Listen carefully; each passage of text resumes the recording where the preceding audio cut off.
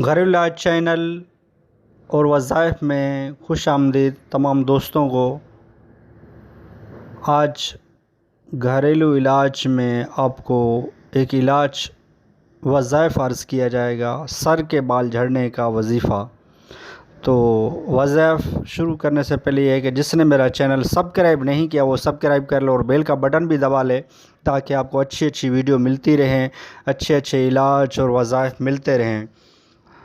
तो वظائफ की तरफ बढ़ते हैं कि बावुज़ू हर बार बिस्मिल्लाहिर्रहमानिर्रहीम के साथ सूरह लैल, यानी बिस्मिल्लाह के साथ सूरह लैल 41 मरतबा पढ़कर सरसों या नारियल के तेल की बोतल पर दम कर लीजिए।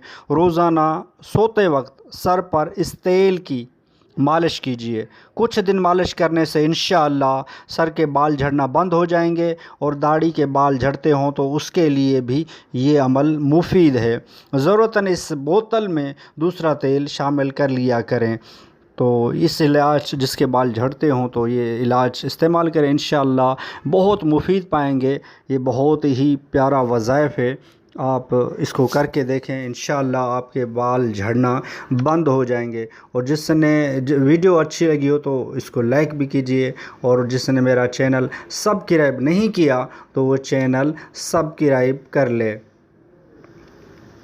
आइंदा अच्छी अच्छी वीडियो के लिए मिलते रहेंगे कि आप इस चैनल को देखते रहिए।